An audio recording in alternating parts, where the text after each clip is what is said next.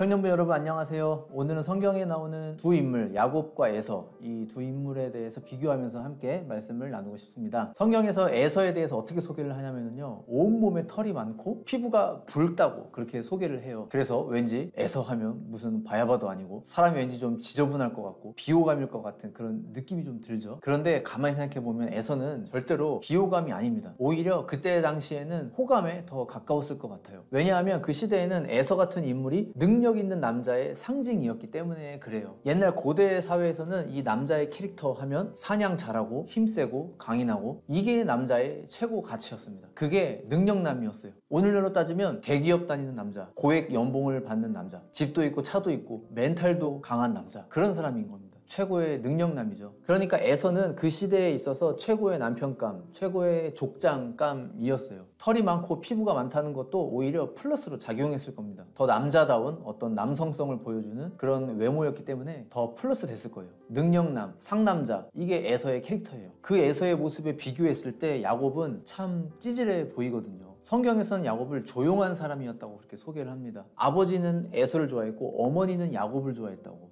그렇게 야곱이 여성성이 있었던 인물인 것처럼 그렇게 묘사를 합니다. 야곱은 밖에 잘 안 나가는 조용한 사람이었던 거예요. 섬세한 사람이었던 거예요. 그 시대 당시에 남자에게 요구하는 그 능력으로 따진다면 형 에서에게 많이 뒤지는, 그 능력이 많이 부족한 그런 사람이 야곱이었어요. 형한테 힘으로도 안 되고 사냥으로도 안 되고 그 무엇으로도 안 되니까 야곱이 결국 할 수 있는 건 형을 속이는 거였죠. 아버지도 속이고 형도 속여서 장자의 명분을 대신 빼앗는 것, 장자의 축복을 대신 어거지로 받는 것, 이게 야곱이 할 수 있는 유일한 전략이었어요. 근데 이건 범죄죠. 남을 속이는 거잖아요. 하나님 앞에, 사람 앞에 떳떳하지 못한 거예요. 정리를 한번 해보자면 에서는 능력남이고 상남자고 시원시원한 사람이었던 반면에 야곱은 조용하고 좀 내성적이고 속에 뭔가 꿍꿍이 속이 있고 남을 속이는 그런 정정당당하지 못한 그런 사람이었습니다. 그런데 성경의 역사가 누구에게 흐르나요? 야곱에게 흐르죠. 하나님이 두 사람 중에 야곱을 선택하세요. 그리고 야곱에게 복을 주시고 야곱을 통해서 이스라엘의 족보가 이어지도록 하시죠. 왜 하나님은 능력 있고 상남자인 에서를 선택하지 않으시고 다소 좀 찌질해 보이는 야곱을 선택하셨는가? 이 이유가 뭘까요? 히브리서 12장 16절에 보면요, 음행하는 자와 혹 한 그릇 음식을 위하여 장자의 명분을 판 에서와 같이 망령된 자가 없도록 살피라, 이렇게 기록합니다. 하나님이 에서를 택하지 않으신 이유는 딱 하나, 에서가 망령된 자였기 때문이다 라는 거예요. 히브리서에서 말하고 있는 이 망령되었다라고 하는 이 말의 원어적인 의미는 거룩하지 못한, 세속적인, 이런 뜻이 담겨 있다고 합니다. 에서의 어떤 모습이 거룩하지 못한 것이고 세속적인 모습이었을까요? 방금 읽은 구절에서 에서가 팥죽 한 그릇에 장자의 명분을 동생에게 넘긴 것이 바로 그 거룩하지 못하고 세속적인 행동, 망령된 행동이었다고 말하고 있습니다. 그런데 여러분, 솔직히 따지고 생각해보면 장자의 명분이 그 팥죽 한 그릇에 판다고 해서 그게 진짜로 팔려지는 걸까요? 좀 말이 안 되죠. 그거는 좀 순진한 발상 아닌가요? 솔직히 좀 넌센스한, 말이 안 되는 그런 행동입니다. 그런데 중요한 거는 이 말이 안 되는 이 행동, 이것을 야곱은 굉장히 진지하게 대하고 있다라는 거예요. 정말로 그렇게 해서라도 형으로부터 장자의 명분을 받고 싶었던 거죠. 그게 진짜 가능하냐 가능하지 않냐 그 여부를 떠나서 그렇게 해서라도 얻고 싶은 간절한 마음이 야곱에게 있었던 거예요. 그런데 반면에 에서는 그거를 별스럽지 않게 대한 거죠. 대수롭지 않게 여긴 거예요. 야곱이 에서에게 형, 이거 먹으면 이제 장자의 명분 나한테 주는 거다, 이제 내 거다, 이렇게 얘기할 때 에서가 그래요, 그러시던지요, 네 맘대로 하세요, 알았으니까 일단 그 팥죽이나 좀 내놔봐, 이런 식으로 반응을 한 겁니다. 네가 그렇게 한다고 해서 달라질 게 뭐가 있냐, 이렇게 대수롭지 않게 생각한 거예요. 그러니까 에서는 어떤 눈에 보이지 않는 영역, 영적인 가치에 대해서 의미를 그렇게 크게 부여하지 않는 그러한 사람이었던 거예요. 눈에 보이는 가치에 의해서 살아가는 사람이었던 거죠. 여러분, 이 세상에는 에서와 같은 사람이 있고 야곱과 같은 사람이 있어요.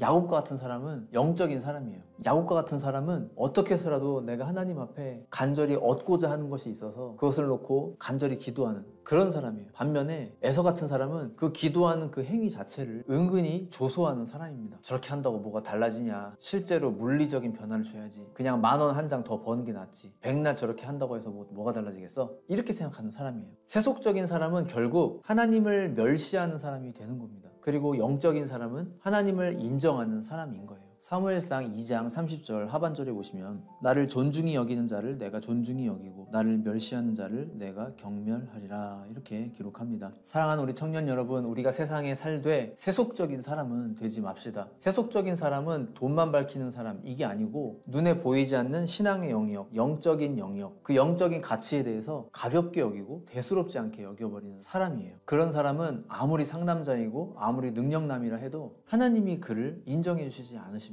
하나님이 그를 버리세요. 하지만 야곱처럼 잘난 것 하나 없고 좀 찌질한 것 같아도 그 마음에 하나님을 바라보고 간절히 의지하는 사람은 하나님도 그 사람을 귀하게 여겨주십니다. 바라기는 날마다 내게 주시는 하나님의 음성을 들으려고 하고 눈에 보이지 않는 그 하나님을 바라보면서 간절히 의지함으로써 하나님께 존귀 여김 받고 또 하나님이 주시는 크신 축복을 받을 수 있는 저와 우리 모두가 되시기를 소망합니다. 청년을 위한 5분 메시지 여기서 마치도록 하겠습니다. 감사합니다.